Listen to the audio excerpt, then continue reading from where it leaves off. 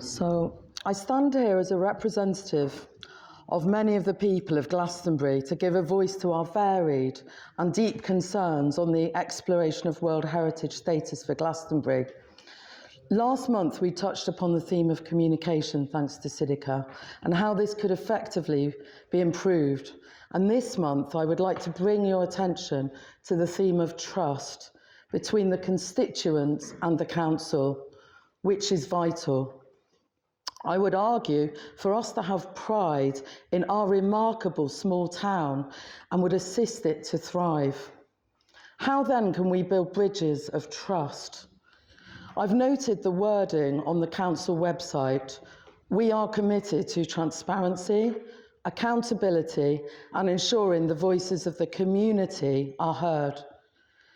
I would argue that regarding the World Heritage issue, this has not been the case. We, the community, have been shocked, outraged, and appalled, and I've spoken to many people over the last few months by the lack of accountability, transparency from the outset when 2 consultants were hired back in December 2023.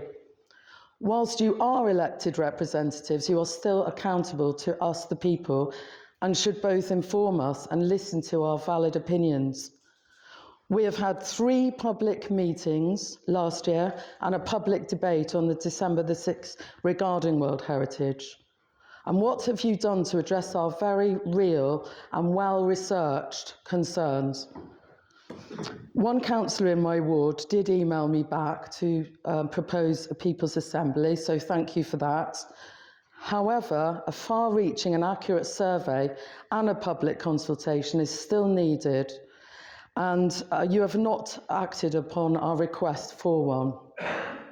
For trust, there needs to be ethics.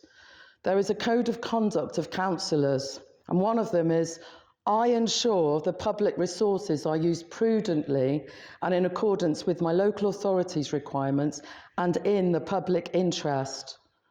I would argue that there's been a vacuum of public transparency, and when we, the public, discovered that £10,533 has been spent on the wages of the consultants, we were naturally angry. A lack of accountability too. If there is a disparity in the amounts that we have quoted, is that our fault? We have spent hours, days, writing emails to our local councillors and our local MPs to little or no avail. Some have said that despite emailing 6 times the same councillor, that there was no response. I personally emailed my local MP about this important matter with no reply. Does this build trust? Do we trust in the media as well when they state in a recent article on the 14th of December that 200 signatures were on my petition when there was in fact 900 at that time? And I would also argue that the press is not a mouthpiece for our councillors to discredit and disregard our real and tangible concerns.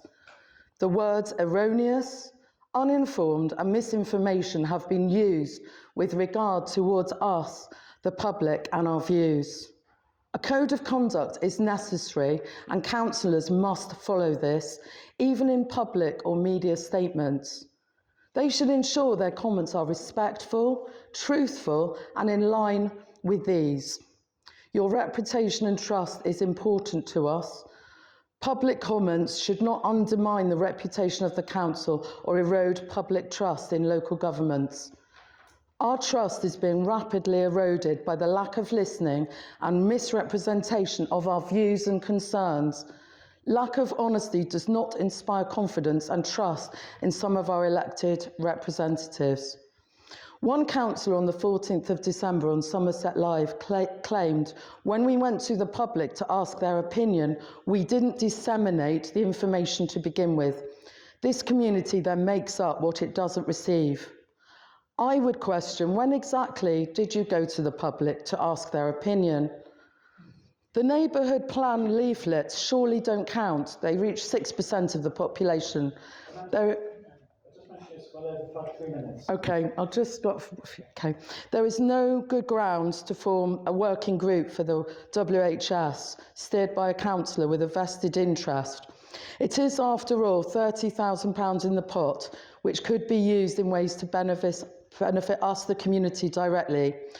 Can we trust you to follow the principle of selflessness, integrity, objectivity, accountability, openness, and honesty?